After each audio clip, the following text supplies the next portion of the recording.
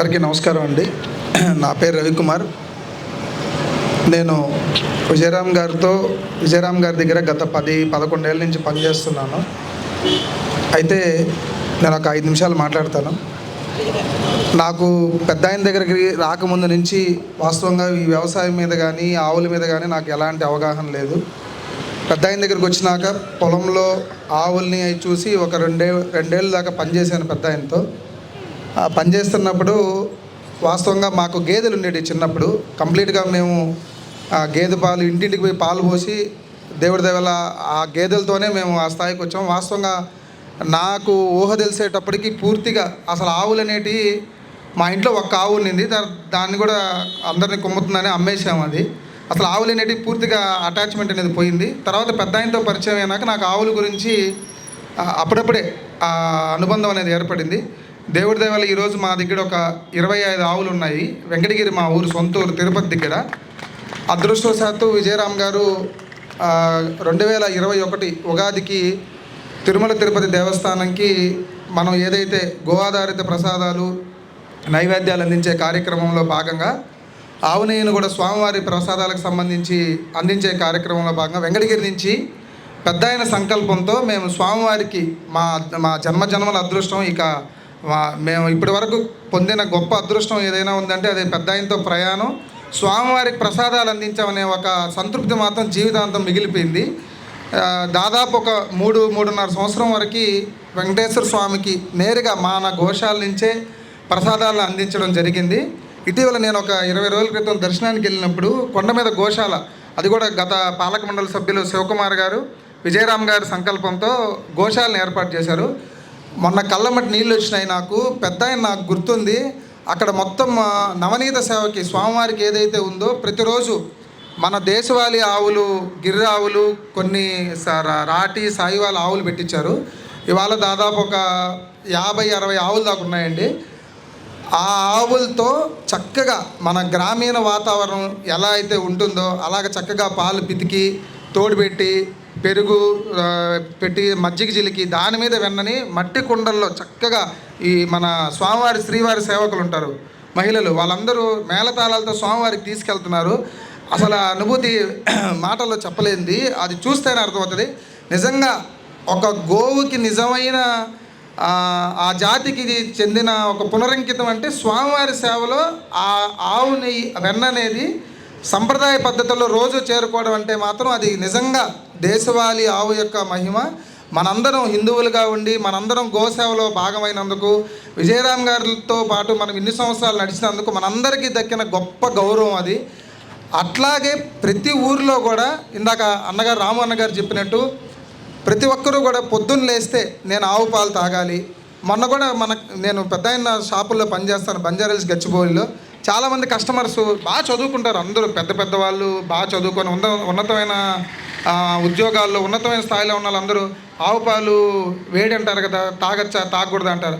అంటే నేనేమంటా అంటే అసలు ఆవు పాలు వేడి, గేదె పాలు ఏమో చలువ, ప్యాకెట్ పాలు మంచివి, అసలు ఎవరు చెప్పారు ఇవన్నీ?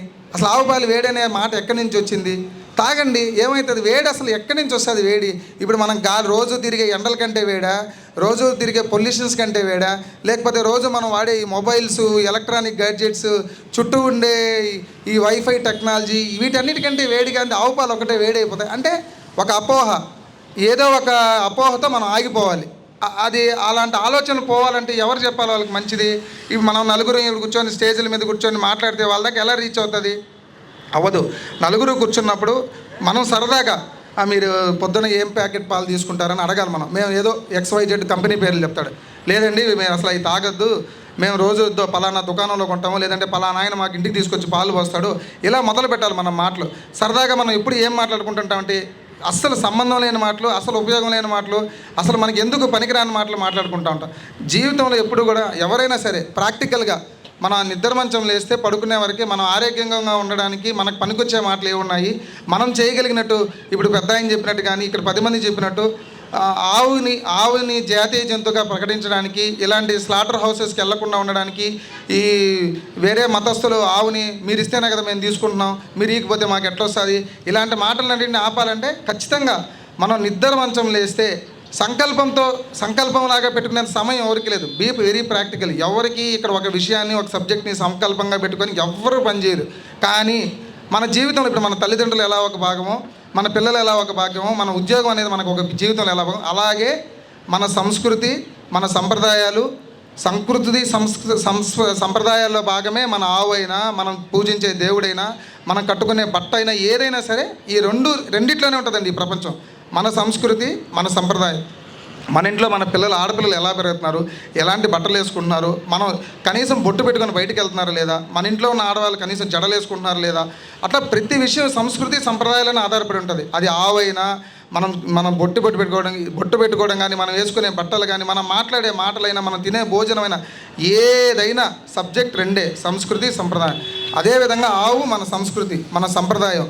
మన పూర్వీకుల నుంచి ఆవు అనేది మన ఇంట్లో మీరు పాత ఫోటోలు మీరు సోషల్ మీడియాలో చూసుంటారు. ఆవులతో దిగి ఫోటోలు ఉంటాయి చాలామంది. అవన్నీ కూడా మన సంప్రదాయాల్లో భాగమయ్యాయి. కాబట్టి ప్రతిరోజు మనం ఆవు పాలు తాగే విధంగా మన చుట్టుపక్కల వాళ్ళని ప్రోత్సహించడం, వాళ్ళతో మాట కలపడం. మీరు ఆవు నెయ్యి అంటే ఏంటంటే అందరూ 300, 400, అసలు 300 రూపాయలకి ఆయిల్ రావట్లేదని అందరికీ తెలుసు. మరి 300 రూపాయలకి నెయ్యి ఎలా వస్తుంది? అది బై ప్రొడక్ట్ ఆఫ్ మిల్క్. పాల ప్యాకెట్లు అమ్ముతున్నారు, వచ్చిన బై ప్రొడక్ట్ని నెయ్యి రూపంలో మనకే అమ్ముతున్నారు తిరిగి. అది చిన్న లాజికల్గా మాట్లాడుకొని 10 మందికి చెప్పి వీలైనంత వరకు దేశవాళీ ఆవు పాలని, గోజాతుల సంతతిని ప్రోత్సహించే విధంగా మనం మాట్లాడుకోవాలి, మనం చెప్పుకోవాలి. ఇప్పుడు ఈరోజు విజయరామ్ గారి ద్వారా ఈ 2 షాపుల్లో నేను పనిచేస్తున్నాను. ఈ 2 షాపుల నుంచి నమ్మండి నమ్మకపోండి, రోజుకి 250 లీటర్లు పాలు అమ్ముతున్నాం. పూర్తిగా దేశవాళీ ఆవు పాలు 95 రూపాయలు మనం ఖరీదు పెట్టుకుంటున్నాం. అంటే రమారమి రోజుకి 20,000 రూపాయలు పాలు, నెలకి 6 లక్షల రూపాయలు పాలు ఖరీదు చేస్తున్నాం మనం. దేవుడి దేవల రోజుకి మన దగ్గర ఒక 100 నుంచి 150 మంది కస్టమర్స్ పాల్గొంటారు. పెరుగు, నెయ్యి అన్నీ తీసుకుంటున్నారు. అలాగే పిడకలు కావచ్చు, ధూప్ స్టిక్స్ కావచ్చు, పళ్ళపొడి కావచ్చు, పంచగవ్యాలతో చేసిన షాంపులు కావచ్చు, దగ్గర నెలకి మనం 10 లక్షల రూపాయలు ఆవులు గోశాలలకి మనము ప్రోత్సాహం ఇవ్వగలుగుతున్నాం. ఇదే విధంగా మీరు గ్రామాల్లో, మీ ఊరుల్లో కానీ, ఇక్కడ సిటీలో అంటే అందరూ గోశాలలు పెట్టుకోలేరు, లేదంటే ఇళ్లలో గోవులు పెంచుకోలేరు. కానీ ఖచ్చితంగా మన మూలాలన్నీ కూడా గ్రామాల నుంచి వచ్చినట్టే తప్ప ఎవరు ఈరోజు సిటీలో పుట్టి పెరిగిన వాళ్ళు కాదు కదా. కనీసం గోశాలలో ఉన్న యువత నాలాంటి వాళ్ళు కావచ్చు, లేదంటే నడి వయసు వాళ్ళు 40-50 ఏళ్ళు ఉన్న అట్లీస్ట్ ఒక ఆవును పెట్టుకొని నెయ్యి తయారు చేయమనండి.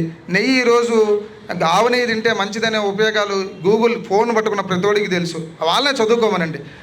వీలైనంత వరకు దేశవాళీ ఆవుని తినమనండి.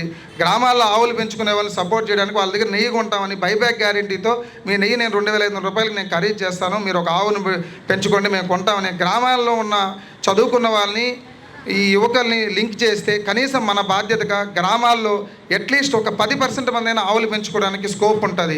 అక్కడ ఎట్లా గడ్డి అన్ని అవైలబిలిటీ ఉంటాయి. కాబట్టి మనం చేయగలిగింది ఏంటంటే, మనం ఖచ్చితంగా అన్ని పెద్ద స్థాయిలో చేయగలుగుతామా లేదనేది ఇంకా భగవంతుడి సంకల్పం. మన వరకు మన మాట శక్తికి, మనకున్న జ్ఞానానికి జోడించి మనం చేయగలిగింది అంటే, గ్రామంలో కనీసం మన బాధ్యతగా ఒక్క 10 ఆవులను మనం చేపట్టగలిగితే మన జన్మ సార్థకం అవుతుంది.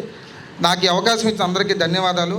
సమయాన్ని వీలైనంత వరకు మంచి ఆలోచనలు, మంచి మాటలు, మంచి ఆరోగ్యాన్ని పెంపొందించే విధంగా మన సంస్కృతి సంప్రదాయాలను కాపాడడానికి మాత్రం ప్రయత్నం చేయండి. వాడు చేయడు, నేను ఒక్కడిని చేస్తే ఏమవుతుంది, నేను ఒక్కడిని చేయకపోతే ఏమవుతుంది, అస్సలు ఎప్పుడు అనుకోవద్దు. మనకి ఆరోగ్యం సమస్య వస్తే మనం మందు వేసుకుంటాం, కానీ మన పక్కింటోడు ఎదురింటోడు వేసుకోడు. వాడు వేసుకుంటే మనకేం ఆరోగ్యం బాగుపడదు. మన గురించి మనం ఎలాగా పట్టించుకుంటామో అట్లే విధంగా మన ఊరి గురించి, మన ఇంటి పక్కన వాళ్ళ గురించి ప్రయత్నం చేద్దాం. వాడు వింటాడా వినడా అనేది సెకండరీ. అసలు చెప్పకుండా ప్రయత్నం చేయడం అనేది మహాపాపం. చెప్పి ప్రయత్నం చేయండి. వినకపోతారా ఇంకా అది వాళ్ళ కర్మ. చెప్పడం అనేది మాత్రం మన బాధ్యత. ఈరోజు విజయరామ్ గారు ఎంతో 100,000 మందికి చెప్పబట్టే మనం అందరం ఇక్కడ అందరం జోడీకృతం అయ్యాము. కనీసం ఇప్పుడు నా దగ్గర ఒక 25 ఆవులు ఉన్నాయి. పెద్ద ఆయన ద్వారా నాకు తెలిసి ఈరోజు ఒక 3-4 వేల ఆవులు వచ్చి ఉంటాయి. ఆయన కూడా అందరిలాగే మనకెందుకు అనుకుంటే ఇన్ని ఆవులు వస్తాయి. అట్లాగే ఎప్పుడు ఎవరు నా వల్ల కాదు, నాకెందుకు, ఇలా వెనకడిగేయడం వల్లే మనం ఇక్కడ దాకా వచ్చాం. ప్రతి ఒక్కరూ ప్రయత్నం చేస్తూనే ఉండాలి నిరంతరం వరకు. చివరి రోజు వరకు ప్రయత్నం చేసి మన జన్మకు సార్థకం చేసుకోవడమే మన యొక్క హిందూ సంప్రదాయం యొక్క ప్రతీక. సో నేనైనా తప్పులు మాట్లాడితే క్షమించండి. నాకు ఎక్కువ అంత ఫోకస్డ్గా మాట్లాడలేను. నాకు ఈ అవకాశం ఇచ్చిన అందరికీ ధన్యవాదాలు. మరిన్ని అప్డేట్స్ కోసం బ్యాక్ టు రూట్స్ యూట్యూబ్ ఛానల్ని సబ్స్క్రైబ్ చేసుకోండి.